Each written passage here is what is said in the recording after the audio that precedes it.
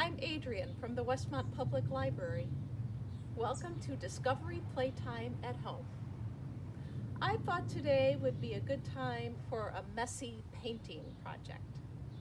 But first I thought, instead of just painting with paintbrushes, why don't we make some nature paintbrushes? I've got some sticks for the paintbrush handles. I've got some leaves from a catalpa tree. There's some leaves from an elm tree. Here's some ferns. Here are some weeds I just pulled out of the yard. And then I've got some evergreen branches. And then I just have, for fastening, I've got rubber bands. If you don't have rubber bands, you can use some string. And all you have to do is take whatever natural material you have and attach it to the handle using either the rubber bands or the string.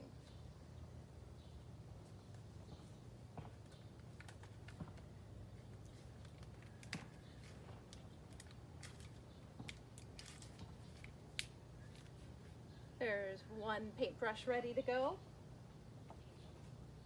And I think that the evergreen tree, I think that might make an interesting paintbrush.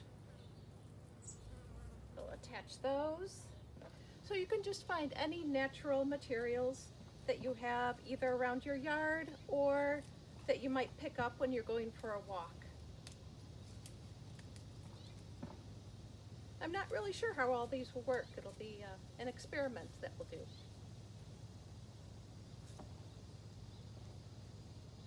Okay, I think it's time to go inside and get some paint. So I had the great idea that today would be a good day for painting, and then I realized that I don't have any paint on hand, but never fear, I can make my own. All I'll need is some flour, some salt, some water, and then some sort of coloring. You can use food coloring, or you could also use liquid watercolor paints. I love using liquid watercolors. They're very brilliant. But if you don't have any, then food coloring works very well too. So, you take equal parts flour, salt, and water. I think I'll put in about a cup of salt.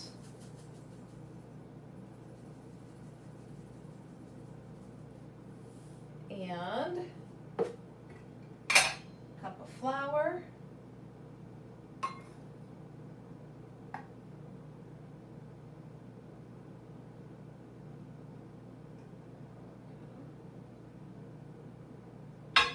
Mix together a little bit, and then I'll start adding in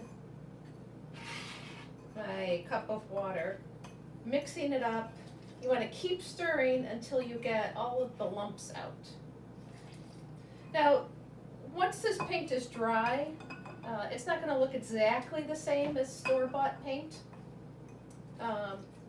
It'll kind of flake off a little bit, but that's okay because art for young children should really be all about the process of creating the art, not the end product. And the process of making the paint is also very interesting. So I'll just keep stirring until this paint base is nice and smooth. Okay, well it looks like I got at least most of the lumps out, and I like the consistency. If you think it's too thick, you could add a little more water. If it's too thin for your liking, add a little more flour. Now for making the colors. I'll make 3 colors. I think I'll make all of the primary colors. I'm just going to pour it into 3 different cups.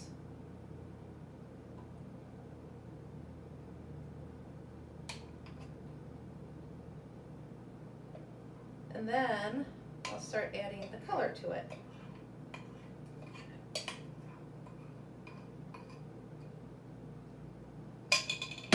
So I'll make a blue,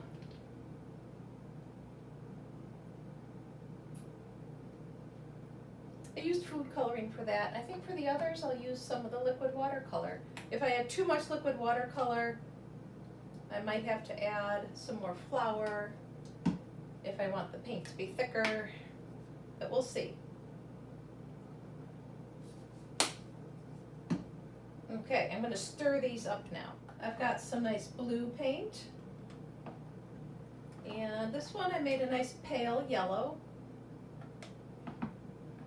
And here's a really pretty red. Well, we'll be bringing these paints outside, but first I wanted to show you another way you could make some paintbrushes. I have clothespins, and then just some different soft materials that I found around the house. I think a cotton ball might be good for painting.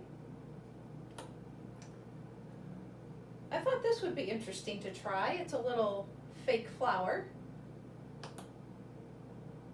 Here's some felt scraps. I'll fold one up and then you can use that. Let's see. Here's a pom-pom. Might as well give that a try.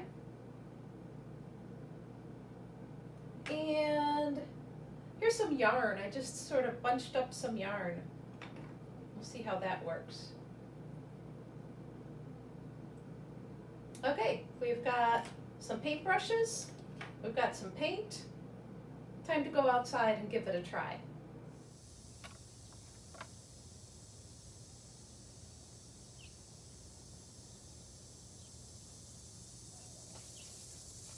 Ooh, look at the pattern that's making.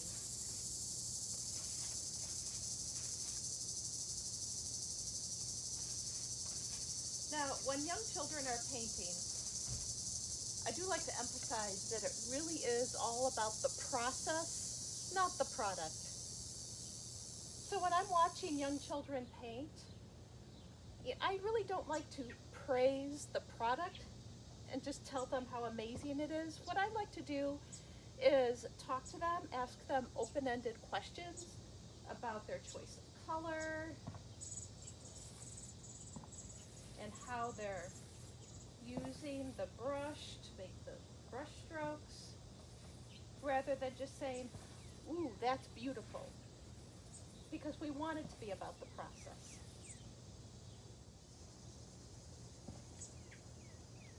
I'm going to try my clothespin paintbrushes now. Whoa, look at that. I didn't expect the cotton to fall apart like that. You never know what's going to happen. Let's try the pom-pom. Look at all the dots I'm making. I like that one. And now for some felt. Oh, that works well too.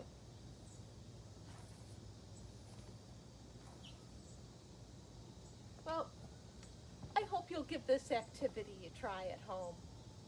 Remember, young children learn best through play. Goodbye for now.